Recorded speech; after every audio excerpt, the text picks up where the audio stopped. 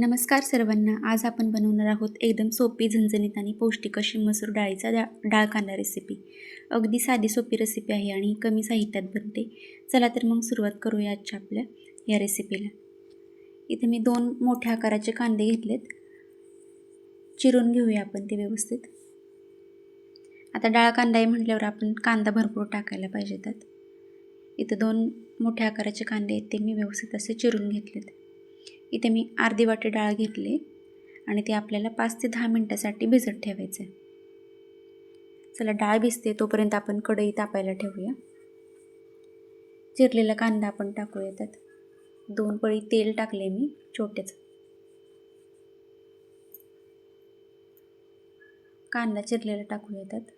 अगदी सोपी रेसिपी आहे, फक्त कमी साहित्यात, 2च साहित्यात बनते. आपल्या घरची लाल चटणी किंवा लाल तिखट असते त्यातच एवढी छान लागते ही रेसिपी.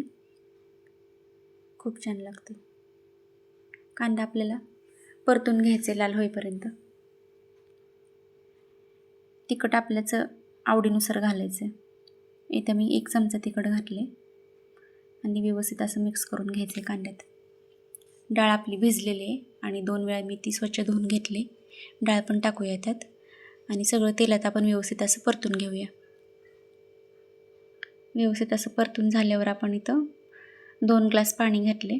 इथं तुमच्या आवडीनुसार तुम्ही पाणी घाला. तुम्हाला जर लपटबी करायचं असेल तर कमी पाणी घातलं तरी चालेल. 1 चमचा मी मीठ टाकले त्यात आणि कूट तुमच्या आवडीप्रमाणे टाकलं किंवा नाही टाकलं तरी चालेल. इथे बघा 5 ते 10 मिनटात आपली डाळ शिजली गेली. झाकण ठेवल्यावरती चांगली शिजली जाते. तयार झाला आहे आपला मसूर डाळीचा डाळ कांदा. अगदी सोपा आणि साधा. रेसिपी आवडली असेल तर आपल्या चॅनलला जास्तीत जास्त लाईक, शेअर आणि सबस्क्राईब करायला विसरू नका. धन्यवाद.